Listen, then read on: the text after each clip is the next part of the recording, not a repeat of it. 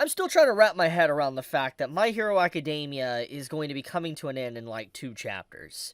It's insane to think that after 10 years now of a long journey, it really is coming to an end.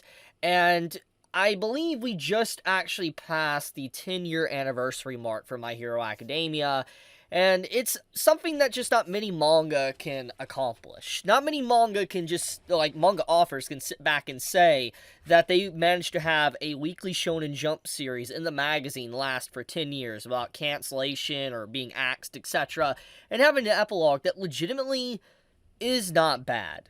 Is it everything I wanted? No. But here's the thing. No series, especially when it comes to a conclusion, is going to satisfy everyone. That's the truth. It's not going to make everybody happy. There's going to be some things that people are going to wish was different, etc. But overall, with the hand that Horikoshi has been dealt with this conclusion, it has not been a bad conclusion. And chapter 427 that I am talking about today is pretty much the conclusion of Spinner's story, but also the conclusion to Overhaul's story. And I think that this is fundamentally a very fascinating tidbit that I want to talk about in just a second. But let's start off with Spinner's story first. So, the chapter opens up in a very dark way. We get to see, like, a news reporter going around talking about who Tomura Shigaraki really was. Who was he? Was he, someone that was misunderstood? Was he, an unfortunate victim to hero society? There's a lot of things, and that's basically how this chapter opens up. It talks about, basically, Shigaraki's epilogue. What will he leave behind now that he's long dead? What will people remember him by? And you see a bunch of people commenting on how he is, like he's a vicious murderer, thank goodness he was defeated. And then, I love this little tidbit here that Horikoshi adds in. This is an old woman that says she wonders if he could have been stopped sooner. What's interesting about this character here is that this, I believe, is the same older woman that saw Shigaraki when he was on the street as a kid, before he met All for One, before he went truly down a path of no redemption. This is the older woman that could have helped Shigaraki. And I feel like the beginning of this chapter really paints that there is still a disconnect between the civilian population and hero society. And that, just seeing stuff like this shows that not everything is well and dandy, not everything is fixed, and the very problems that caused Shigaraki can eventually rise up once again because of people like this that don't take responsibility for their actions and realize what they could have done. They could have stepped in and be a hero, even if necessarily they don't have the hero license. It's just very fascinating. This is kind of a chapter dedicated to the conclusion of Shigaraki, but also the conclusion of Spinner.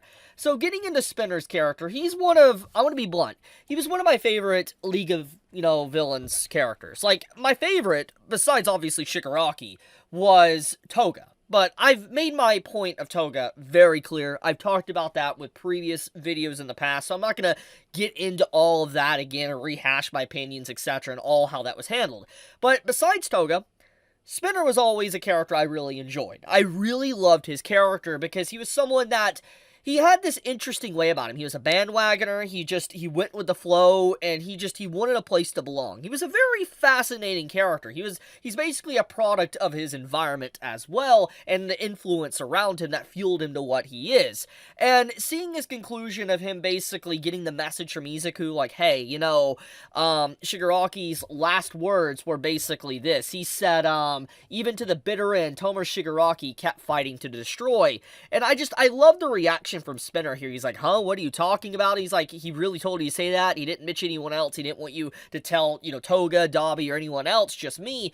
And then he just gets really sad about it. He's like, he was my shining hope. And I love the contrast here of, like, Spinner talking about Shigaraki in such a positive light. After you go back to, like, the first page, you just see all the negativity around Shigaraki. And to be fair, Shigaraki was not a good person. He's not. He is legitimately a horrible human being. And yes, his origin is sad, and things could have potentially been course corrected, and he could have potentially been a better person, maybe even a hero, but obviously that did not happen. And so looking at the circumstances of everything, it's very fascinating to just see Spinner's overall reaction to Shigaraki in comparison to what everybody else is saying around the world, and it showcases, even despite obviously Spinner's flawed logic or flawed views, etc., he really did love Shigaraki, and it kind of paints the image of just how the League of Villains were, and how they really did view each other like family. They really really were family. They were misfits of society. Society did not want them, and the only place they had that they can belong in was basically with each other. And as sad as this all is and all that, Spinner's, what's happened to him, what's happened to Shigaraki is the consequences of their own actions. But I do like how Spinner just voices out in anger and sadness, calling, Izuku basically a murderer, etc. And a lot of people are going to be quick to talk about Spinner, saying, he's a hypocrite and all that. And here's the thing. Even though Izuku is justified for what he did with Shigaraki, and you could kind of hypothetically spin it in a way that, yeah, maybe Izuku did kind of kill Shigaraki, it doesn't change the fact that Shigaraki, literally, there was just no stopping him besides what Izuku did. He was going to basically wipe out all of Japan. It was not good. So the only way to really get rid of him is the actions that Izuku did.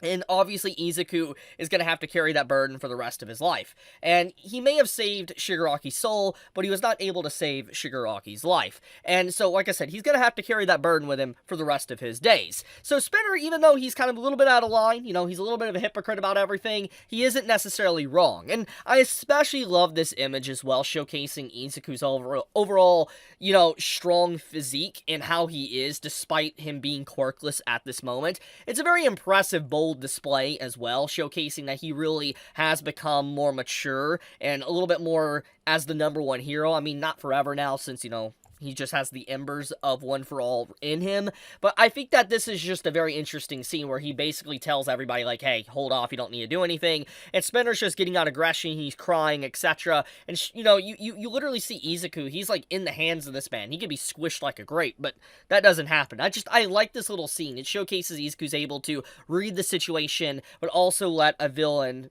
actually vent on everything. And what I think is very fascinating as well is that this scene is unironically funny when he basically calls Shigaraki a gamer, and I was just like, dude, look, Spinner, you're not helping this man's case, dude. Like, Shigaraki was a League of Legends player. Like, come on, man. You're not helping this man's case. But jokes aside, it really shows the bond, the connection Spinner had with Shigaraki in the group, and it does make me sad. It is a sad conclusion, but it was the only conclusion that Spinner and his group was going to have. It was going to be a sad ending, and I think that was something I really respect about this epilogue, is that Horikoshi's not trying to give a happy ending to, like, these characters that are villains. They deserve what is coming to them. They deserve to either be thrown in prison, they deserve to face consequences for their actions. But at the same time, though, I do like, despite obviously them getting the consequences of their actions and all that, Izuku does do a little bit of a pep talk. He's like, don't just throw you away, you should write a comic book, you should write about Shigaraki and tell the story, etc. of him and all that, and what he really was. And I feel like, even if Spinner might put a lot of hatred towards heroes in the comic book that he's going to write, it will also be a tell of how you could stop something like this happening if you were to just reach out to someone and try to help them. So I feel like Spinner's book or comic book in the future will be something within the universe of My Hero Academia that will be read and learn from. Like, you could change someone before they go down the path of truly no redemption whatsoever. Now, moving into the overhaul segment of this chapter, though, this is also a beautiful conclusion to the character that honestly I am just very happy with, because a lot of people for a while were wondering what was, Overhaul's, Endgame going to look like. Because, I mean, with everything with Eri and him kind of being freed from prison, losing his arms, etc., the question was he going to actually have a good ending, or what was? And I feel like the way Horikoshi handled this was the best way he possibly could have. For instance, Eri doesn't even see Overhaul, which is great.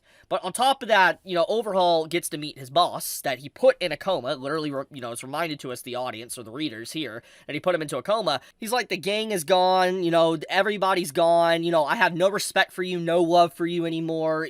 Everything that Chisaki or Overhaul had prior to the whole ordeal when he was caught is gone. He no longer has anything. He has nothing. He has no power, nothing. He will live for the rest of his days behind bars and basically remember continuously every single day of the horrific things that he has done. And Eri will go on in her life to eventually forget about the monster that was Overhaul. It's a very beautiful segment, and obviously people say it's kind of sad for Overhaul. Like I said, the consequences for his actions. This is definitely the best conclusion for his character, especially with what horrific stuff he has done. So yeah, overall, I think Horikoshi has done an absolutely fantastic fantastic job with this epilogue of My Hero Academia, and I mean, I'm curious to see what he cooks up for the last 2 chapters. But in conclusion, shoutouts to Horikoshi for making a very good conclusion. There's not many authors I can really say that has a series last for 10 years, and it's able to end on a relatively good epilogue. Once again, I know not everybody's going to enjoy the epilogue that we've been getting for these chapters. A lot of people probably think to themselves, there could have been so-and-so much more with this character, etc. It could have been like this, and I understand that. But I do think that overall, in terms of the main themes and messages, at least what was the central characters of the story for a good long while, I'm glad to see the conclusions that we have been getting, and despite my many issues I've had with the final arc of My Hero Academia, it brought me a lot of joy. This series has brought me a lot of joy over the years, and I'm going to be very sad to see when it's finally gone. When the final page closes and I reach the end of My Hero Academia in the next few weeks, I'm going to be sad. It's going to be a sad day. But for now, I'll leave it at that. Thank you so much for watching my videos. Thank you so much for watching today's video. May all of you stay safe, stay healthy, and sending good vibes to all of you out there. Chibi out.